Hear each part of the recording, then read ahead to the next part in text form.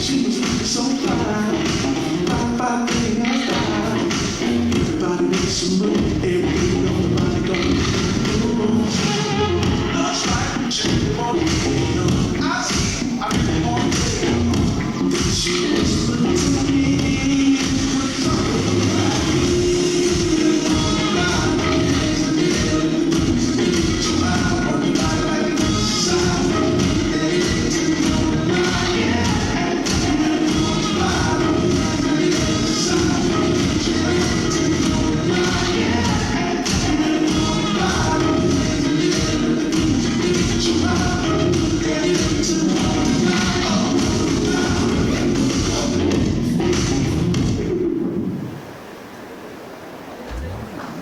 Thank you.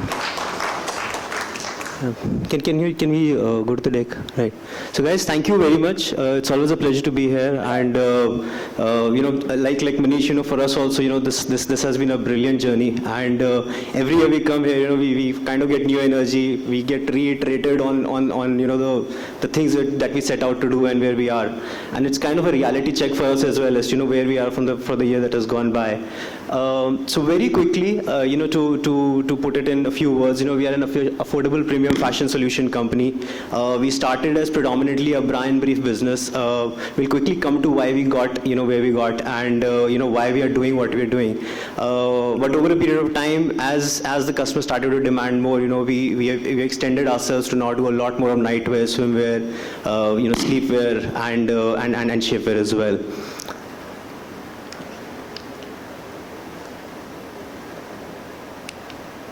Yeah, so very quickly to give, so I think women out here absolutely understand, what we do and what the problem is, but it's for the guys to actually kind of get a feel of what this business is about. So while the video looks very exciting and cool, I think the real thing is that this business is crazy as hell, right? Okay, it's very, very difficult business to be in. Typically, to give you a certain sense of the business, Victoria's Secret does 32 sizes, for women. We do more than 45, and even today, we feel that we haven't kind of gotten there. For guys, it's just about the shirt size, 32, 34, 36, and life is simple. With a woman, a cup size comes into play as well. And then different parts of this country require a very different gambit. A northeastern body type is very different from a South Indian body type. So even though this category has been constantly increasing, there has always been a challenge in terms of getting to a certain level. So if somebody like a jockey would get to a brilliant phase in the business, they would be able to do it if they're only able to constrain the offering that they're giving to the larger audience, right? And that was the problem that we started to kind of solve. Just to add to the complexity, so as our customer evolves, so does her needs. So when she's young, when she's a teenager, she requires a certain set of products. When she gets into marriage, it's different. When it's motherhood, it's different. When it's menopause, it's different. It just keeps changing. So if you dudes out there feel your life is difficult, just try and be in a woman's body, and you'll understand how difficult it gets. So traditionally, the way this industry has been operating, it has been fairly simple. You manufacture a lot of product, you give it to a distributor who gives it to an end retailer. You cannot do that for the kind of sizes, the kind of products, the kind of geographies that we're talking about. So you'll take a very, very simpler approach in life, right? You say, let's do minimum number of sizes and kind of just, move on. So this is where we kind of, now, so if I'm able to explain my problem to you, I think my life becomes very simple, because now I can explain my business to you in like next 2 minutes. This is exactly what Clovia set out to fix. We said, let's just fight this slate and let's start afresh. Can we start a model where we can talk to our customer directly, and basis the feedback that we capture from these customers, we are able to absolutely understand as to what we should procure and what we should manufacture. So Clovia is a full stack lingerie brand. We guys design ourselves, we procure the raw material ourselves, we produce everything in third parties, locations which are absolutely controlled by us, and then we distribute it to the end consumer. We started off by distributing through the direct to consumer channels, which was predominantly Clovia.com and other partner sites. And over a period of time, as more and more data got collected, and thanks to Manish has already kind of established the value what data brings to the table, we were able to absolutely understand what geographies are working there, and we kind of set out and said that can we do this now? Can we try this out in the large format space as well? So today, within 4 years of inception, we guys are present in almost all the large formats as we speak. We have our own exclusive brand outlets. We are shipping, one piece almost 4 to 5 seconds, and we do it while ensuring that our customer has the exact spread of product that she needs at a certain location. Very quickly, this is where the product is available, all the way from Clovia.com to other places. We guys are crazy about innovation. Suman is what we call the brass smith of our office. That's what he does for a living, and we are crazy about solutions. Affordable, premium fashion solutions. Solution is 25% of our mission statement. There's a tremendous amount of brand building we do. We are absolute gorillas. While we will look like people who are spending a lot of money, frankly we don't. And treat us to a beer and we'll tell you our secret sauce. Lots of celebrities you'll keep seeing outside. You must have seen a lot of placards, so we managed to kind of break those taboos over a period of time and try and see, how we can get more and more celebrities out there to, talk more and more about this category and explain the, awareness about the business and the category. So this is a very high level. Sorry about the fonts there. At this point of time, there's almost 200,000 monthly shipments that we do from our business. Every 4 to 5 seconds we are shipping a product. The NPS is as high as it gets. Ranking us all over the place, and this year we are growing at almost 100% year on year, and the investors are unhappy about that, which I have to fix and grow faster. So at a very high level, this is what we guys do for a living. Open to any more conversations. Well done, Suman.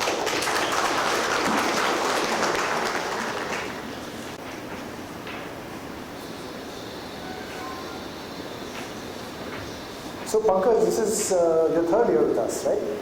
Wonderful, and it's again one of those companies which has broken the mold, doing things very differently from what the industry is in a segment which is quite difficult, right? The first question to you is, two things which I noticed as recent developments is the whole omni-channel thing, right? How do you sell in stores and you sell in online? Completely different DNAs, including at the organization level and the people level. So how do you manage to build something like that in a small period of time? It's a very interesting play out there, because we started to realize that there is so much data that we've harnessed, and there is almost 98 to 99% of the audience which we are enabled to cater to, and that's how we set out to do the offline bit. And frankly, DNA mutation is a very difficult thing, right? I mean, that's when you become X-Men, right? And it's the interesting bit that we guys understood was that rather than knowing what we can do, it's more important to understand what you cannot do, right? And today we have, our top leadership includes people from Biba, people from Reebok, the guys who've been there, done that, seen scale. And for the first 1 year, I was literally sitting in front of them and saying, dude, I don't understand anything here, and can you just teach me, right? And I think now we've got to a point where, where this talent from the industry has gotten certain ethics of the business on the offline side, but at the same time, we don't get bogged down by the, by what the industry has been doing forever. So it's kind of become a very beautiful symphony now, where we can bring in a lot of. So I was talking to one of the biggest brands in the country, and we got 2 hours with them. We're explaining them what we do for a living, and they said, I have just 4 words for you. If I would explain this team, I'd say it's out of the box. Whatever you guys are saying is absolutely out of the box, and that's what makes it so nice.